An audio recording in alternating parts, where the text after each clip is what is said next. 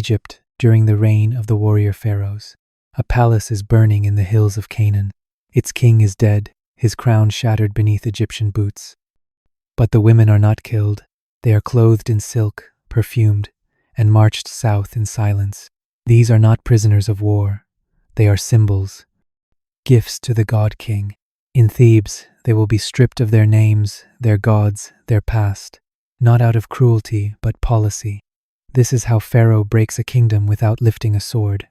Tia had never seen war, only the soft tremble of it, the way her attendants began whispering more than usual, how the palace guards wore their blades at breakfast, and how her master, the king, drank wine before the sun had fully risen. She was 17, old enough to know that peace was just another performance. The concubines were dressed in petals and oils, but they all smelled of fear now. Her room overlooked the eastern gardens, where the doves used to feed. They had stopped coming.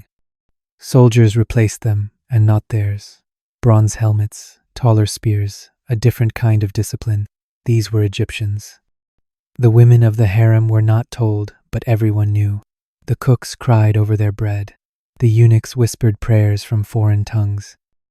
Even the slaves looked at her with a different kind of pity, not the usual kind, not the familiar kind that said you are a prisoner of gold, but the kind that said soon, your cage will be gone, and you'll miss it. That night, the king did not visit. No one played the harp. The lamps were not lit. Tia sat in the dark with the other women, listening to the wind carry screams from the city wall. It didn't last long.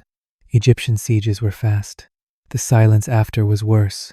In the morning, a man with no armor came. He spoke gently, but his hands were firm. They were to bathe, to dress, to wear the blue silks, not the red. A priest would bless them, and they would be escorted to Thebes under Pharaoh's protection.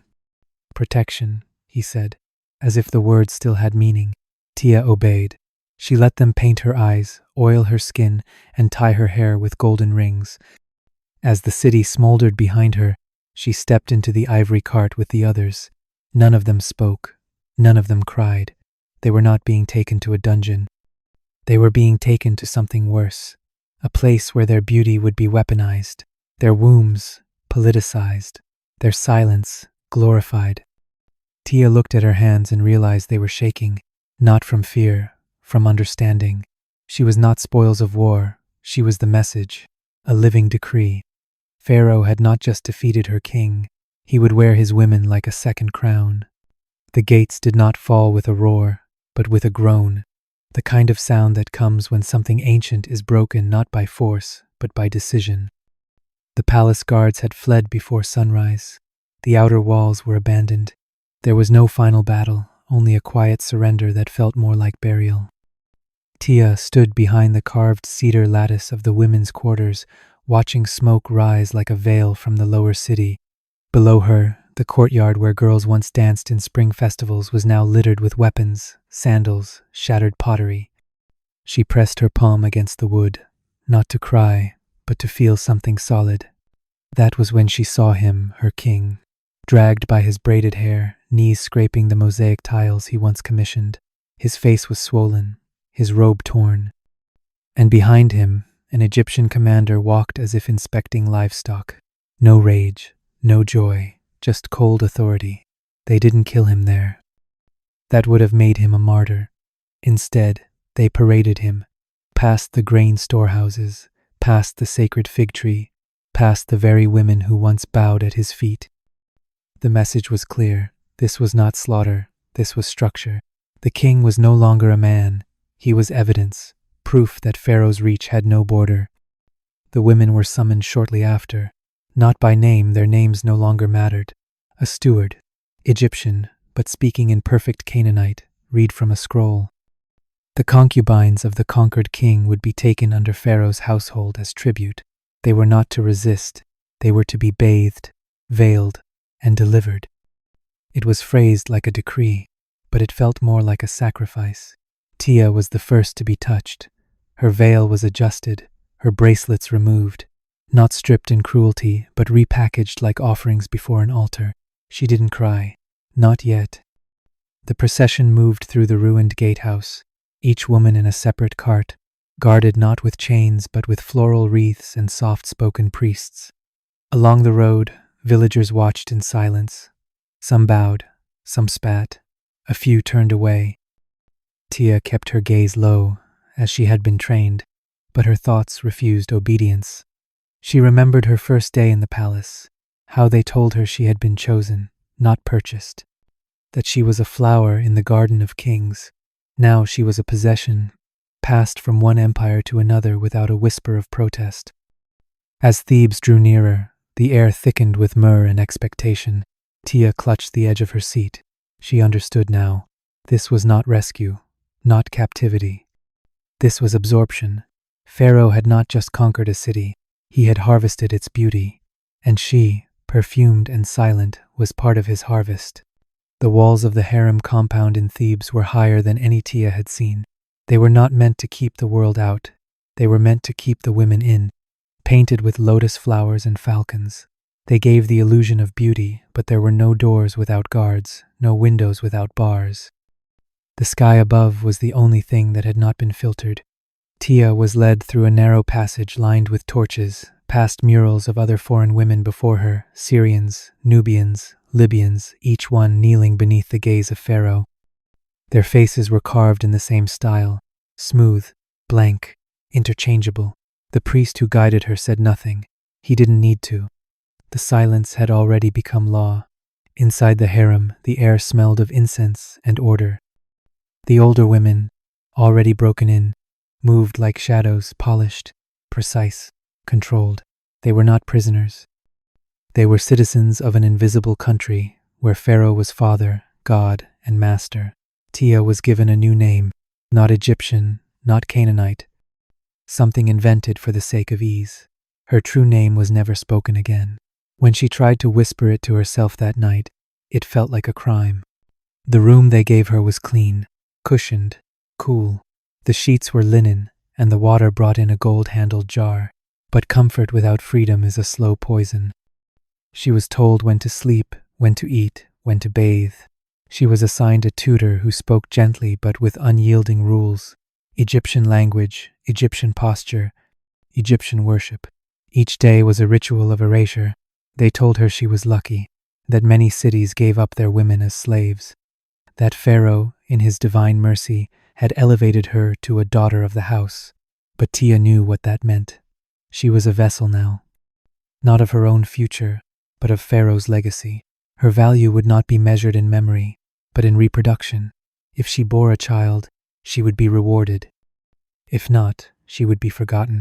One evening, as the sun dyed gold across the Nile, she stood in the courtyard beneath a palm tree and watched a line of new girls arrive. Younger, frightened, wrapped in the same ceremonial veils. None of them spoke, none of them looked up. Tia saw her own reflection in them.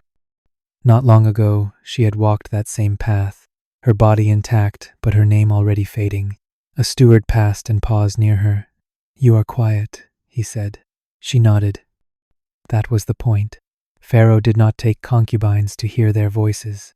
He took them to silence the voices of kings long dead. The ceremony was not for them.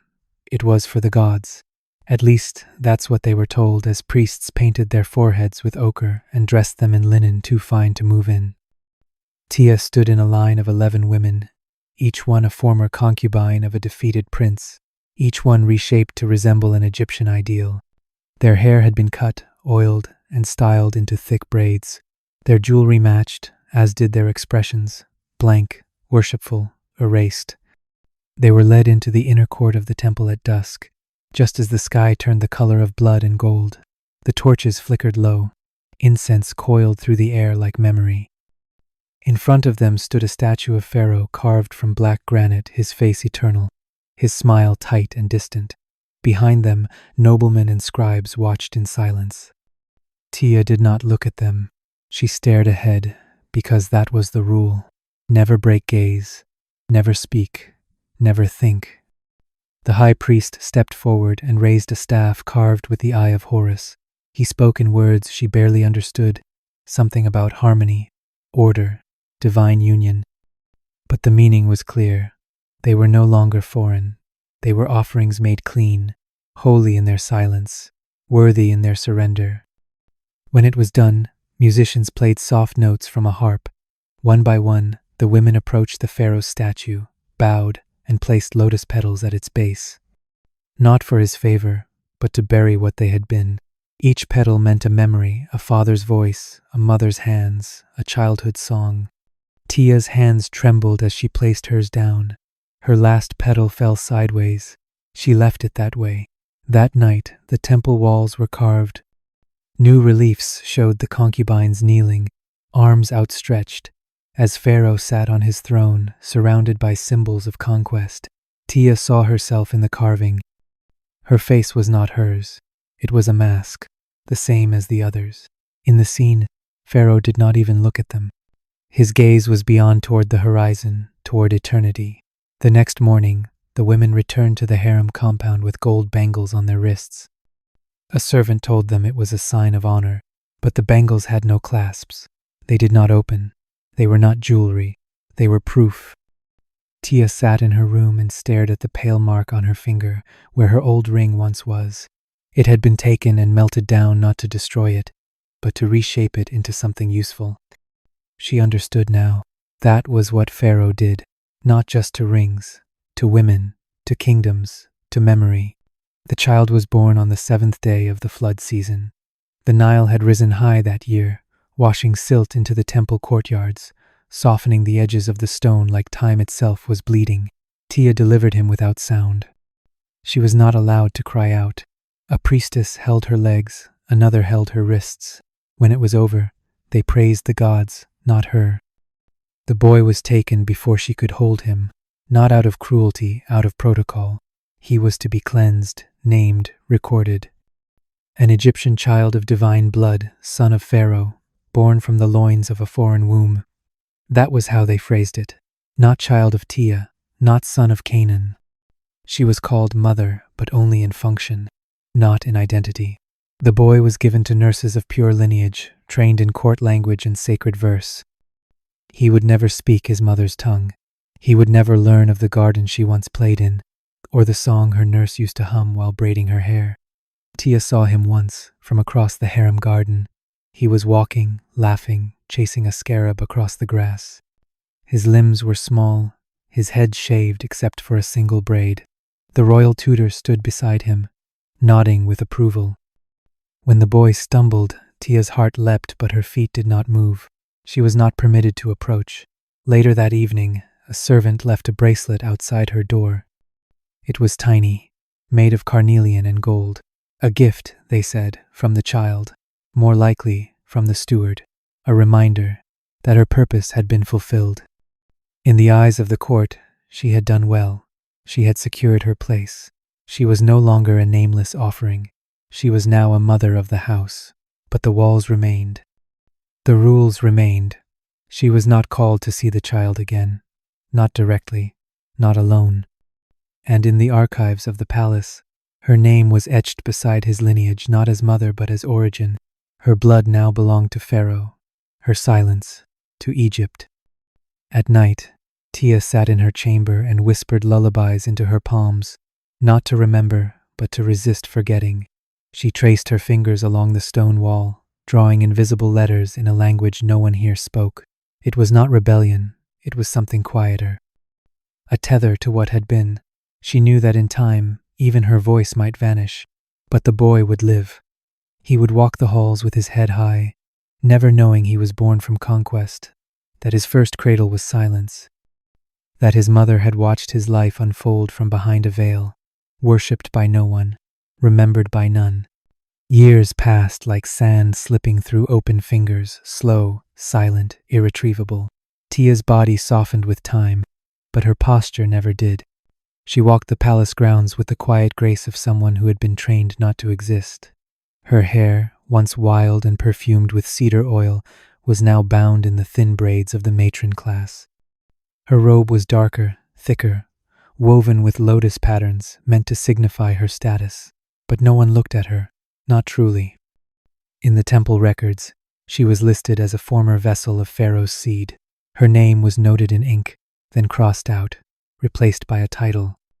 No one asked where she came from. No one mentioned the city that once burned. It had no name now, only a scar on an old war map. The boy she bore was now a youth of high regard. He trained with scribes, learned the art of war, and recited hymns with flawless rhythm. He passed by her once, in the garden, flanked by tutors. He did not slow, he did not turn, but his gaze brushed hers just for a moment and something flickered. Recognition was too much to hope for, but curiosity, maybe, a pause in the soul, that was all she could ask. She had given everything and asked for nothing in return. The other concubines had aged too. Some took poison when their usefulness ended. Others retreated into the priestess ranks, speaking prayers they no longer believed. A few found small freedoms in tending temple gardens or mentoring younger girls who did not yet understand that softness could be a prison.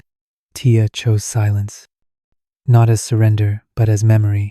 Each night, she pressed her fingertips to her throat, as if to remind herself that her voice still lived there, somewhere beneath the years. One evening, during the feast of Satis, fireworks lit the Nile in blue and crimson. The court danced, musicians played. Tia stood alone on the palace balcony, watching reflections burn and vanish. Her life had been lived behind curtains, behind customs, behind the shadow of another man's name. But she had survived. She had outlasted the war, outlasted the king who bought her, outlasted the memory of who she was before Egypt swallowed her whole. She would not be named in the songs, not honored in tombs, but the blood that ran through her child would move through temples, through thrones, through time itself. That was her rebellion. That was her quiet revenge. She was never meant to be remembered, but you remember her now. If you believe stories like Tia's still matter, subscribe. And tell me in the comments which state you're watching from. I read them all.